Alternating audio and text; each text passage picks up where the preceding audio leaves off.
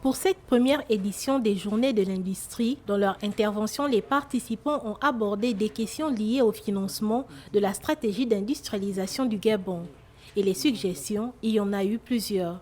Monsieur le vice-premier ministre a parlé de la problématique de l'énergie. On ne donc pas parler d'industrie sans énergie. Dans son intervention, il a parlé de 3 anciens bassins qui ont été définis il y a plusieurs années. Il indique lui-même qu'aujourd'hui, les entreprises s'installent dans tout le Gabon. Malheureusement, la problématique de l'électricité reste quand même pour nous une problématique importante. La question, est-ce qu'il est envisageable, comme cela a été fait dans d'autres pays, de libéraliser la production de l'électricité et de le garder au niveau public que le transport et la distribution? Ça, c'est donc le côté de l'électricité qui est pour nous aujourd'hui quelque chose de très important parce qu'on ne peut pas avoir une industrie sans électricité.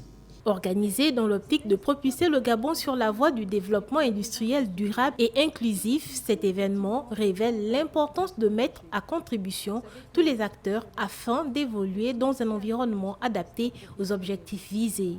Les entreprises que nous avons l'honneur et le plaisir de représenter aujourd'hui vous ont démontré leur capacité, leur envie, leur détermination de s'engager vraiment résolument dans la transformation souhaitée par les plus hautes autorités de notre pays.